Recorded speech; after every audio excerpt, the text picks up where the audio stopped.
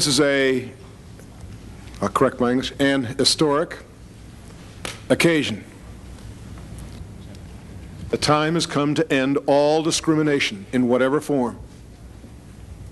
For some of us, the Americans with Disabilities Act of 1988 represents the next step in the American civil rights movement. This legislation grants full rights to Americans with disabilities and moves our great nation from a respectable position of official compassion for those with impairments to a more laudable position of empowering disabled Americans.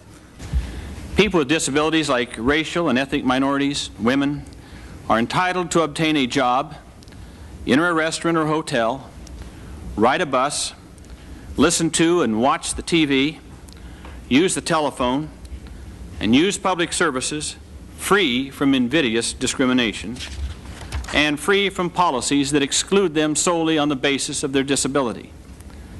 Every American must be guaranteed genuine opportunities to live their lives to the maximum of their potential. The Americans with Disabilities Act prohibits discrimination against persons with disabilities in areas of employment, public accommodations, transportation, communications, and public services. It is my expectation that this legislation will become the law of the land during the 101st Congress. However, the road to enactment will be filled with potholes and roadblocks. But if we stick together as a community and we work with the groups representing employers in the hotel, restaurant, communications, and transportation industries, I believe we can succeed.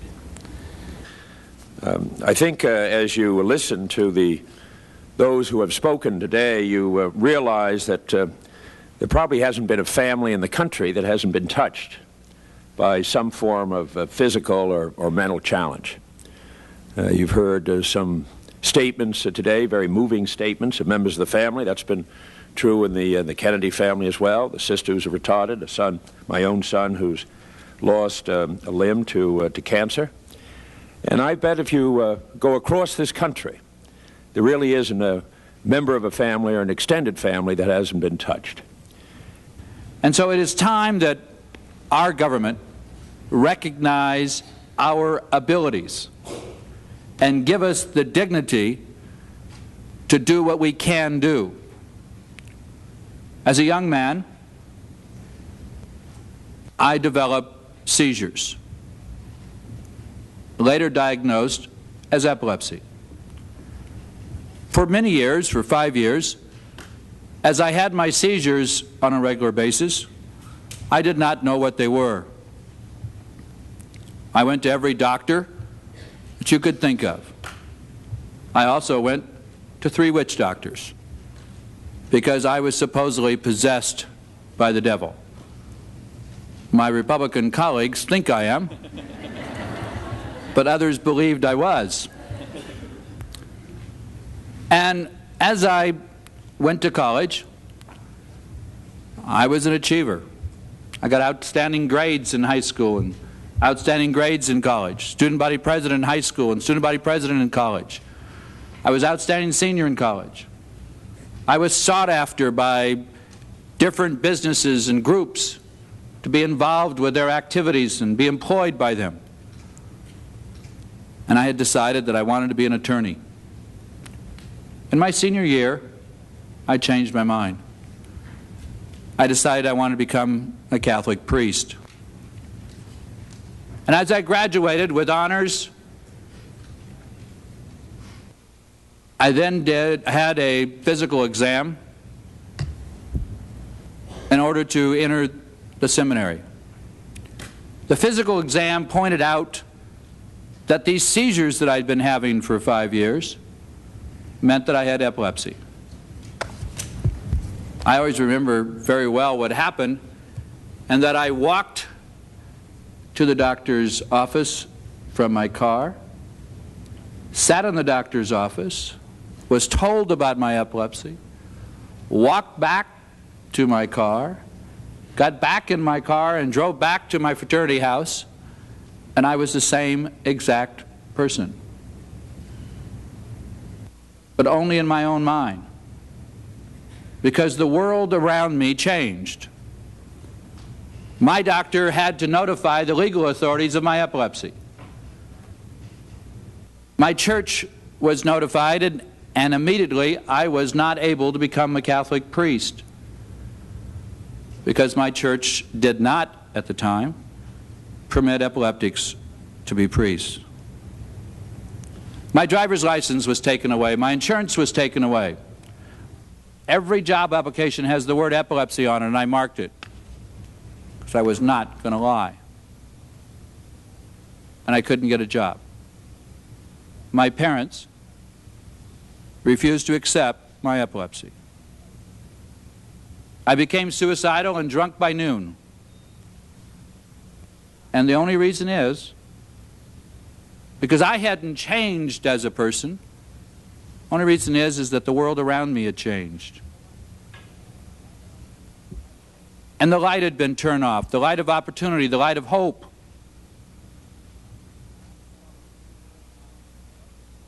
And not until a priest friend of mine turned me over to a man of hope by the name of Bob Hope did the light get lit again. And I'm here today, serving in the capacity that I serve, because some people believed. Not because my government protected me, not because my government protected my basic civil rights. So I'm a major advocate of this bill because I want to make sure that other young people, as they're looking for hope, as they believe that the system should work for them, have that hope, have that opportunity. What happened at Gallaudet University was not only an inspiration, I'm sure, to the hearing impaired. What happened at Gallaudet University was an inspiration to all of us with disabilities. And that if we ourselves believe in ourselves and are willing to stand up, we can make a difference. That's what this bill is all about. 36 million Americans deciding it's time for us to stand up for ourselves, to make a difference, to say that we want our basic civil rights also. We deserve it, and give us an opportunity to do what we can do. Don't keep telling us what we can't do. I thank my colleagues.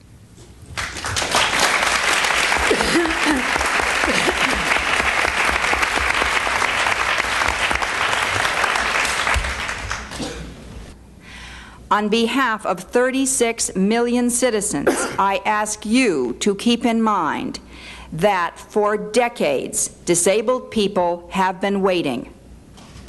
Martin Luther King had a dream. We have a vision.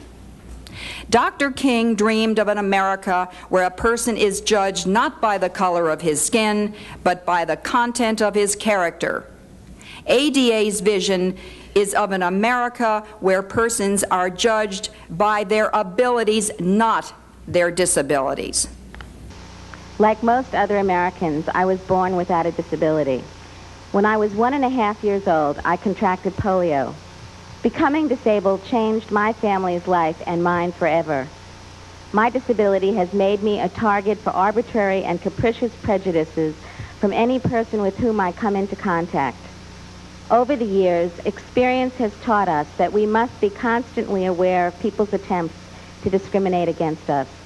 We must be prepared at every moment to fight this discrimination. The average American is not, nor should they have to be prepared to fight every day of their life for basic civil rights. All too many incidences of discrimination have gone by undefended because of lack of protection under the law. In the past, disability has been a cause for shame.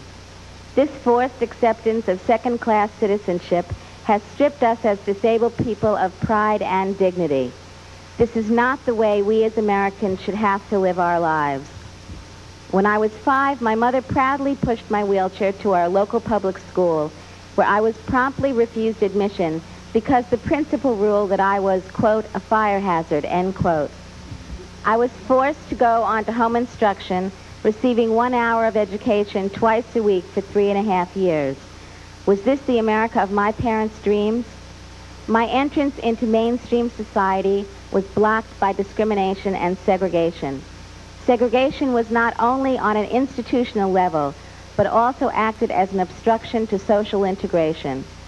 As a teenager, I could not travel with my friends on the bus because it was not accessible. At my graduation from high school, the principal attempted to prevent me from accepting an award in a ceremony on stage simply because I was in a wheelchair. When I was 19, the house mother of my college dormitory refused me admission into the dorm because I was in a wheelchair and needed assistance. When I was 21 years old, I was denied an elementary school teaching credential because of, quote, paralysis of both lower extremities, sequelae of poliomyelitis, end quote. At the time, I didn't know what sequelae meant. I went to the dictionary and looked it up and found out that it was because of. So it was obviously because of my disability that I was discriminated against. At the age of 25, I was told to leave a plane on my return trip to my job here in the U.S. Senate because I was flying without an attendant. In 1981, an attempt was made to forcibly remove me and another disabled friend from an auction house because we were, quote, disgusting to look at, end quote. In 1983, a manager at a movie theater attempted to keep my disabled friend and myself out of his theater because we could not transfer out of our wheelchairs. These are only a few examples of discrimination I have faced in my 40-year life. I successfully fought all of these attempted actions of discrimination through immediate aggressive confrontation or litigation. But this stigma scars for life. Many disabled persons experience discrimination of the same magnitude, but not every one of us possesses the intestinal fortitude and has the support of family and friends required to face up to these daily societal barriers. Sadly, these are not isolated examples true only in the past tense. This is an ongoing social phenomena which haunts our lives at every minute. I have been told throughout my life to be understanding of these people's actions. Quote, they don't know any better, end quote. Neither I nor any one of the 42 million other people with disabilities can wait for the 200 million non-disabled Americans to become educated to the fact that disability does not negate our entitlement to the same constitutional rights as they have. Just as other civil rights legislation has made previously sanctioned discrimination illegal, so too will the passage of the Americans with Disabilities Act of 1988 outlaw protectivist, paternalistic, ignorant discrimination against all persons with disabilities. We as disabled persons are here today to ensure for the class of disabled Americans the ordinary daily life that non-disabled Americans too often take for granted. The right to ride a bus or a train, the right to any job for which we are qualified, the right to enter any theater, restaurant, or public accommodation, the right to purchase a home or rent an apartment, the right to appropriate communication. Whether you have HIV infection, cancer, heart disease, back problems, epilepsy, diabetes, polio, muscular dystrophy, cerebral palsy, multiple sclerosis, are deaf or blind, discrimination affects all of us the same. Simply put, we are here today to say that people in our society have been raised with prejudicial attitudes that have resulted in extreme discrimination against the 42 million persons with disabilities in the United States. Discrimination is intolerable. The United States Congress is to be commended for its introduction of the Americans with Disabilities Act. The passage of this monumental legislation will make it clear that our government will no longer allow the largest minority group in the United States to be denied equal opportunity. You have all heard our testimony today, but you have also been aware of these stories for many years. As elected representatives, you must act without delay to end these reprehensible acts of discrimination. To do any less is immoral. Thank you.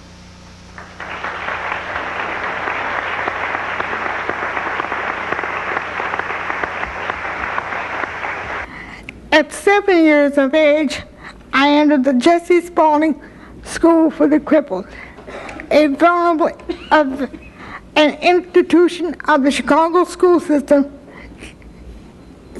a segregated institution of the Chicago school system, which is still in operation today.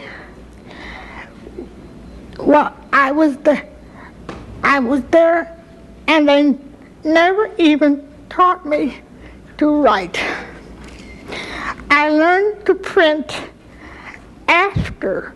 I taught myself to print after I finished high school with a class rank of 9 out of a class of 45 in 1951.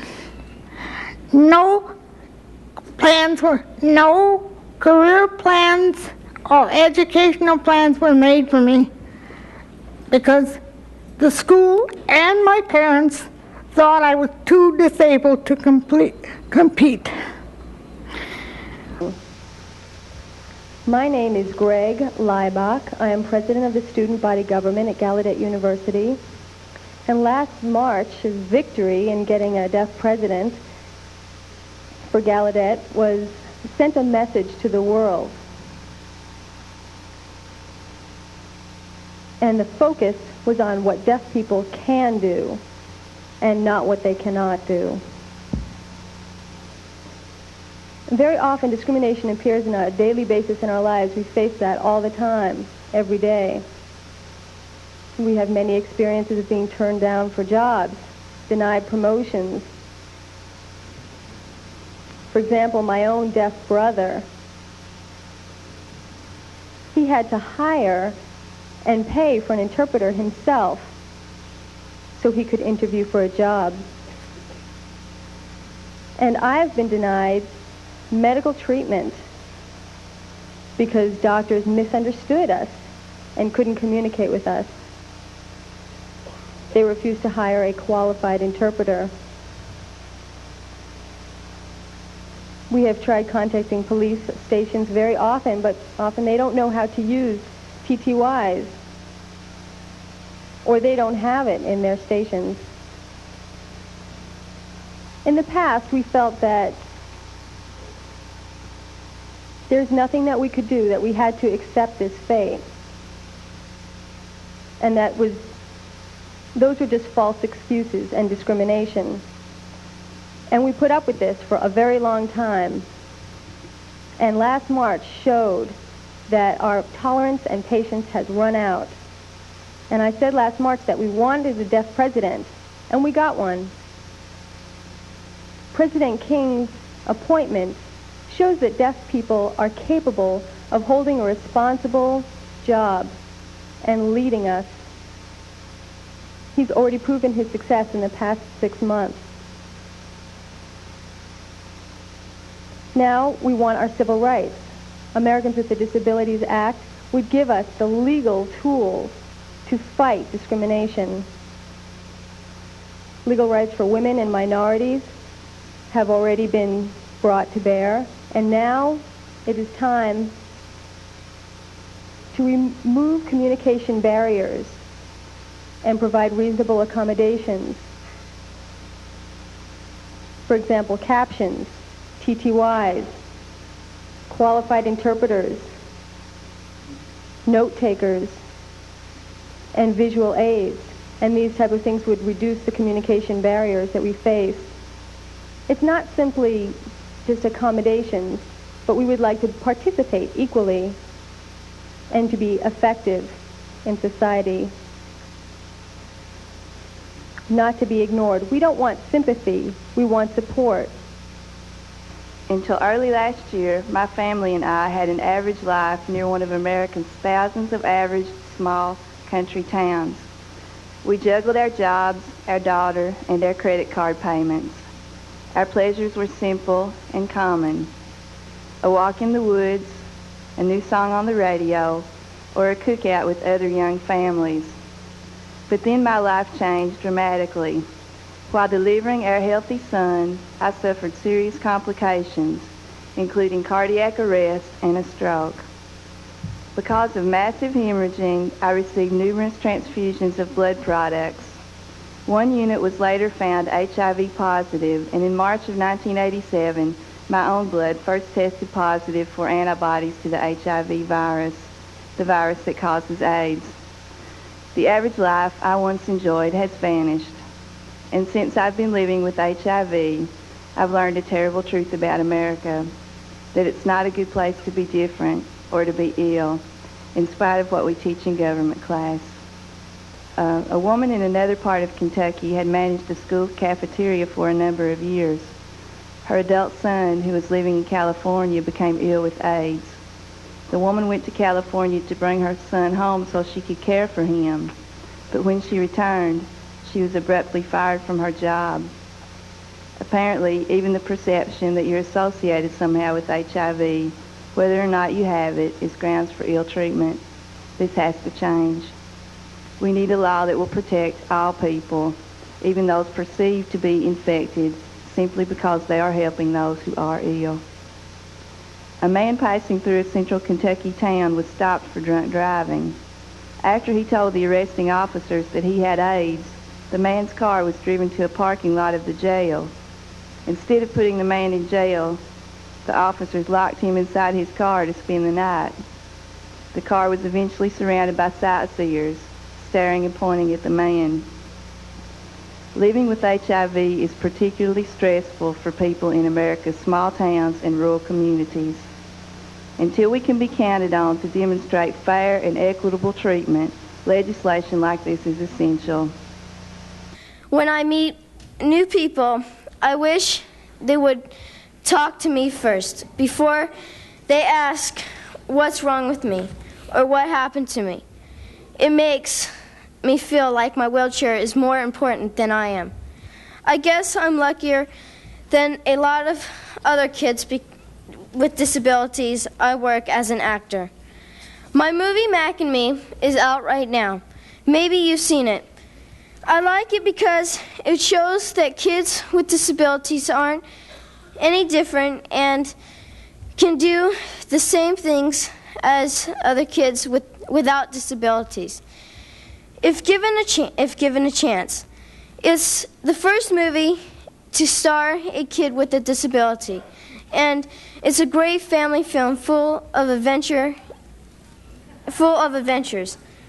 Even got to do some of my own stunts.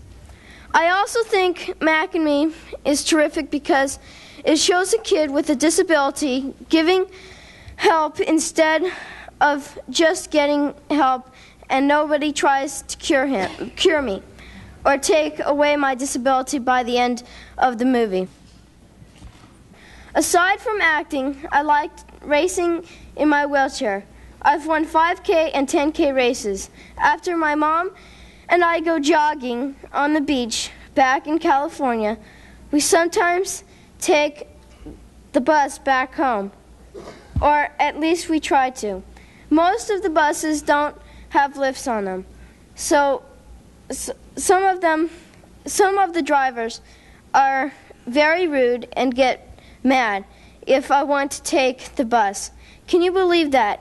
I work and part of my taxes pay for public buses, and then they get mad at me. Get mad just because I'm using a wheelchair. I don't think that's fair or right. I'm important too. If I really have to, I could get out of my wheelchair and climb up the stairs. But I don't think I should have to. Maybe another person using a wheelchair is trying to go to work or school, and they shouldn't have to crawl up the stairs and get dirty. Or maybe they can't even get out of their wheelchair by themselves. Dan, have you had any jobs? Yes, I worked at the job. I worked at Parkway Junior High. And my friends that work at the Parkway Junior High, and Bob, Bobby, Dan Piper, and Max. And where else have you worked? I worked at Walmart, Hardee's, Adelo's, all stuff. Yeah. When you're an adult and you're not going to school anymore, do you want to work? Okay, and where would you like to work when you're an adult? And earn some money? I earned some money by a video store.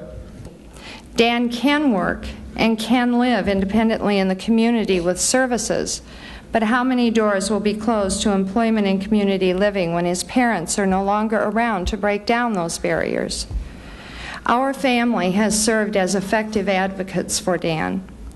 Many children with whom I have contact do not have the luxury of consistent support. The reality is that while our advocacy has proven successful, we will soon face the private sector where there are no assurances. We have invested in Dan's future. The state of Iowa has invested in Dan's future, and the Ankeny Public School District has made an investment in Dan's future. We feel that he will be denied employment based on disability rather than capability. He has already encountered discrimination with employment.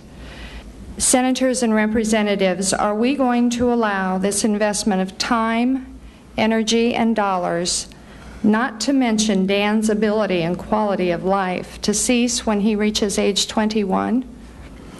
Over a decade ago, the United States Congress enacted Public Law 94-142, which guaranteed Dan the right to special education, and 504 to address disabilities in the public sector. It is now time to expand handicapped anti-discrimination to the private sector so that Dan's and our visions for his adult life and the lives of many others can finally become a reality. My name is Lakeisha Griffin from LaFayette, Alabama. I'm 14 years old and a 7th grader at the Alabama School for the Deaf and Blind in Talladega, Alabama. Discrimination is a big word, but I can tell you that it is real, and I hope Congress will do something about it. I hope to be the first person in my family to go to college. I am worried, however, that people will treat me differently because I am blind, black, and female. Some people will think that I cannot be a teacher, but I know I can. I don't need sympathy. I don't need prejudice. I do need a fair chance to get a job and live independently. Discrimination against blind and other disabled people must be eliminated, and the Americans with Disabilities Act will help that happen. But unfortunately, I am one of the lucky ones. Fortunately for me, unfortunately for so many others, I had role models when I was growing up of other people in wheelchairs. I knew you could become successful and be in a wheelchair. I had education and training before I was burned in 1971, and as a result of an insurance settlement was able to start a very successful business, and so that when I was paralyzed in 1975, I had wealth and I had income and I had opportunities already available to me. What about all of those who, because of the absence of transportation or the absence of communication facilities, can't even find the employer or get to the employer to present themselves as a qualified candidate for a job? How do they function in our society? We don't want a handout. We don't want a free ride. We just want to act normal in an amazing situation. We don't want to be patient anymore. If 36 million Americans would contact their legislative leaders and urge upon them the need for this legislation, it would be done. That's a tremendous political force. I'm, as I've said, one of those in the disabled community. I don't think we've done enough of educating my colleagues as to what we want and what we don't want. And that's why I say patience is over with. We have a long road to go. I'm not going to sit here, stand here, and kid you that somehow this thing is going to get through right away. There are roadblocks and a lot of problems out there. So what it's going to take is it's going to take persistence. A lot of persistence on my part, a lot of persistence on your part. You're the ones who can make this bill happen. You've got to connect up with your friends, your families, the different agencies, organizations that you belong to, and you've got to make this your top priority. It's going to be a tough battle. I'm convinced we can do it. The history of the United States has been a constant evolution of opening more doors, of breaking down barriers, of extending basic human rights to more and more people. Sometimes we don't always live up to those words that we have in the Declaration of Independence and in our Bill of Rights, but we constantly try to live up to them. We said that all men, and I'm sure they meant all women too, if they were here today, were created equal. And yet for almost 100 years after, we had slavery. We didn't even get the Civil Rights Act until 1964. Women didn't have the right to vote until what, 1912, wasn't it? 1912, 1913? I should remember that date. And so, but it has been a constant progress towards expanding our concept of basic human rights. But with each one of those hurdles we had to cross, it took a lot of effort, a lot of time. I'm hopeful it won't take that long for this bill. We've laid the groundwork.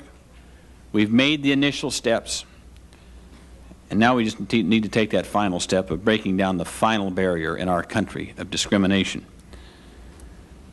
I guess I'm reminded that when I think about how tough it's going to be and how much work it's going to take, I'm reminded of Rosa Parks, who got off that bus in Alabama and said she wasn't going to ride in the back of the bus anymore.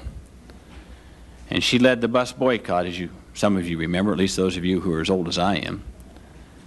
And I don't know how long that bus boycott went on, but they all walked to work. They walked to their places of employment, and they walked home, some of them 3, 4, 5 miles a day, rather than take the buses. And after it was all over with, they broke the back of the bus company and were entitled to sit anywhere they wanted to on the bus. When it was all over with, someone asked Rosa Parks how she felt. She said, well, she said, it's been a long, tough battle, but my feet are tired, but my soul is at rest. Let us work hard so that when we finally win this battle, we can all say together, and paraphrase Rosa Parks, our bodies are tired, but our souls at rest. Thank you.